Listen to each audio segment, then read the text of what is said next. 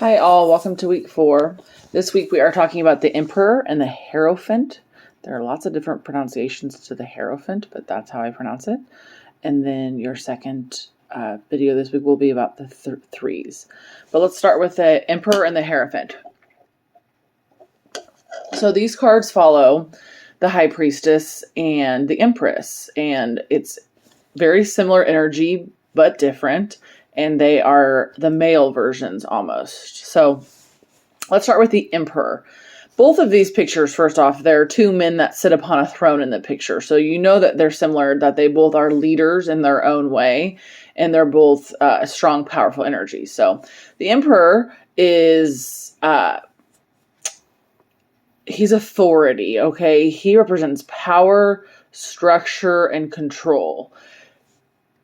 He sets rules and he sets boundaries, okay? He is literally, I'm thinking of back in the day, and you see this in TV shows, when the king would sit upon the throne and people from the village would come in with their disputes and they would ask the king to, solve this person gave me a bad goose or whatever, and I would like my due diligence paid or whatever. And this king would sit there and he would serve his people, right? So think of the king in that energy where he is stable and he creates order, okay? He represents authority, and he can also represent a father figure or a paternal figure or a male figure or a male energy that takes that role of caretaker.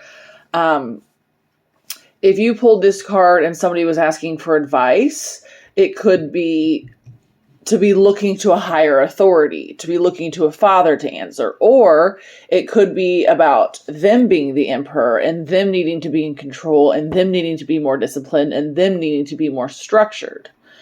So then you have the Hierophant. So the Hierophant is a leader in his own way, but he is the leader of spiritual practices and religions and rituals, okay? The Hierophant is a teacher, okay? He teaches spiritual wisdom. He teaches religion. He teaches morals. He teaches values. This card is more about conforming.